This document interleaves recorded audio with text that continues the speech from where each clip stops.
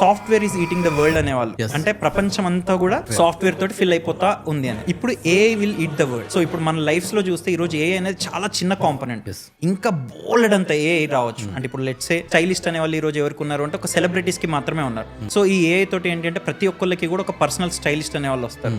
ఈ ఏఐ తోటి ఏంటంటే ప్రతి ఒక్కళ్ళకి కూడా ఒక న్యూట్రిషనిస్ట్ వస్తారు. ఎవరికైతే ఈరోజు నేను ఒక 8,000 10,000 ఏదో కడితేనే నాకు ఒక ఎక్స్పర్ట్ న్యూట్రిషనిస్ట్ వచ్చేవాళ్ళు ఏఐ తోటి ఏమైపోతుంది అంటే వెరీ అఫోర్డబుల్ గా వాళ్ళకి ఒక ఏఐ న్యూట్రిషనిస్ట్ వస్తారు.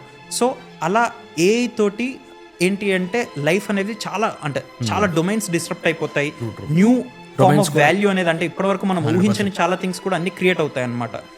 దాంతో ఏంటంటే ఇంకా ఏఐ ఈజ్ వీటింగ్ ద వరల్డ్ అనేది ఏదైతే ఉందో బోల్డ్ అంత ఏఐ ట్రాన్స్ఫర్మేషన్ అనేది జరుగుతుంది. బోల్డ్ అంత వెల్త్ క్రియేట్ అవుతుంది సొసైటీకి. సో బోల్డ్ అని ఆపర్చునిటీస్ అంటే కొన్ని కోట్లలో ఆపర్చునిటీస్ అనేవి క్రియేట్ అవుతాయి ప్రపంచానికి.